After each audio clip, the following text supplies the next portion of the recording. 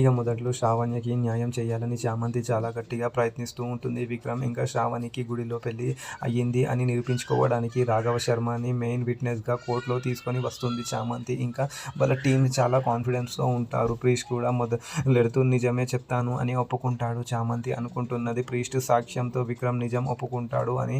విక్రమ్ వల్ల నాన్న చాలా ఇన్ఫ్లుయెన్స్గా ఉన్న వ్యక్తి. అతను ప్రీస్ట్ని సీక్రెట్గా కలిసి నువ్వు నిజం చెప్తే నీ ఇంటి వాళ్ళని నీ కూతుర్ని బ్రతకాలనుకుంటున్నావు అని భారీగా బెదిరిస్తూ ఉంటాడు. ప్రీస్ట్ భాగ్యంతో విక్రమ్ వాళ్ళ నాన్న చెప్పినట్లే చేయడానికి ఫిక్స్ అయిపోతాడు. జడ్జి ముందు రాఘవ్ శర్మ ఎంట్రీ ఇస్తాడు. చామంతి వీళ్ళకి పెళ్లి చేసింది మీరే కదా అని అడుగుతూ ఉంటుంది.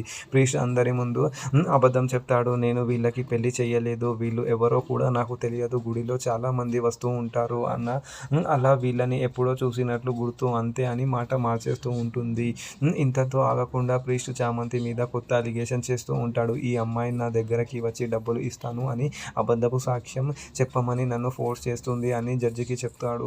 చామంతి షాక్ అయిపోతుంది. దీన్ని కేసుని తప్పు దోవ పట్టించడం అంటారు అని ఎదుటి లాయర్ ఆర్గ్యుమెంట్ స్టార్ట్ చేస్తూ ఉంటాడు. చామంతి చేతిలో ఉన్న మెయిన్ విట్నెస్ రివర్స్ అవ్వడంతో కేసు చాలా వీక్ అయిపోతుంది. మన నెక్స్ట్ ఎపిసోడ్లో ఏం జరగబోతుందో అనేది చూద్దాం.